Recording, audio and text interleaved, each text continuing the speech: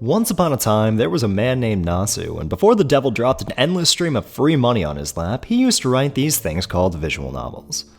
Whether or not you're familiar with the name, you most certainly know of Nasu's influence, being the man behind the Fate series back when the Fate series wasn't a dirty word like it is now. Because of Fate, most people probably equate Nasu's strengths as a writer to his bombastic action, or if you're a little more highbrow, his portrayal of the heroic ideal. But for me, it was always the subtlety of his character writing that had Nasu held in such high esteem. Nasu has a remarkable ability to characterize complex characters through their actions in a way that breaks from typical archetype or convention, and in doing so, make characters that feel distinct and completely their own.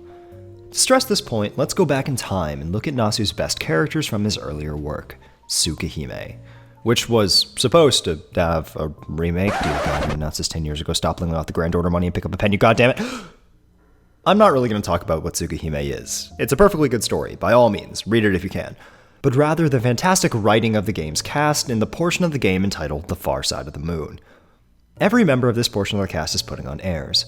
They act out things that are contrary, or at the very least a few steps removed from how they sincerely think or feel about the protagonist Shiki and the world around them. None of this is inorganic or as simple as, say, the tsundere archetype, where the characters are embarrassed or dishonest, and it's clear as day that there's this unreal dichotomy in their actions. Rather, Nasu allows us to look at the actions of these characters and notice the small moments where the mask fades.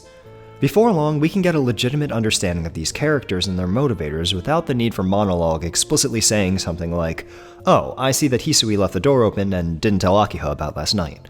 I see that behind her cold front, she must actually care." Or otherwise have Hisui autistically suddenly drop her facade and act super shy or concerned about Shiki. That, while being very anime, is not very deft writing, nor is something like that in character for Hisui, Kohaku, or Akiha, the characters that best demonstrate the strengths of Nasu's character writing. To make it a bit more clear, let's look at the early interactions with Akiha Tono and Tsukihime. The character is your sister, who, for a bunch of reasons, you haven't seen for many years. In that time, the shy, clingy girl has grown into a proper, noble young lady with a rather cold exterior. When the player meets Akiha, they find that she is nothing at all like they remember her as a child, and in fact, she's a strict enforcer of the rules and formalities, who is pretty hard to talk to. This is the kind of setup that a lesser writer would turn into a tsundere, exactly what Akiha is in Carnival Phantasm, which simplifies the cast to an absurd degree for comedy. At the core of Akiha's character, she does in fact love Shiki and wants to reclaim the days in which they were children. But rather than showing this affection through random outbursts that go against the grain of her character, or otherwise have the monologue explain every nook and cranny of Akiha's mind bluntly and inorganically, instead we see and get a feel for Akiha's feelings based off of how she acts. Even if her conversations with Shiki are stilted, she never pushes him away or tries to avoid these conversations, legitimately trying, even though she often fails, to communicate with him. Every morning she insists on having tea and talking to Shiki, even though she knows that doing so will make her late for her own classes. She yells at Shiki to wake up earlier and be more prompt and punctual, but that's because she has such a limited time to be with him and try and rekindle that flame of the past. As the reader reads these things that Akiha does, it becomes clear that the cold demeanor is but a single layer of Akiha's personality, and that there's much more going on beneath the surface. That feeling, however, is much more nuanced than something like the tsundere.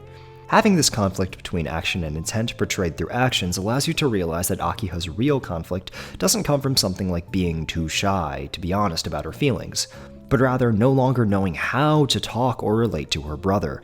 She's not strict as a front to guard her emotions, she's strict because that's legitimately how she was raised. She and Shiki have grown up to be different people with different lifestyles. But no matter how incompatible those lifestyles are with one another, Akiha continues to work and try to have that connection with her brother again. But they can't go back to being exactly the same way because they're no longer that energetic boy and that shy girl that they once were. All of this happens in just the first couple hours of reading, and none of it feels blunt or forced. It's not in your face and can be missed if you're not paying attention, but that's exactly the reason that it feels so real.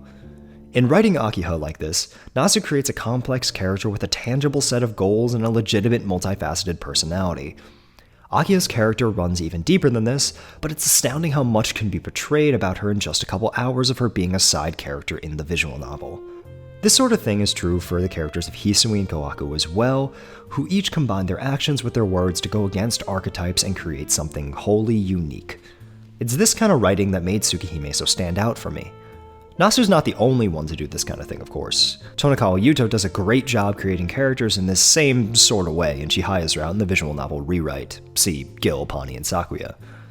But this character subtlety is what I will always attribute to the Nasu school of writing.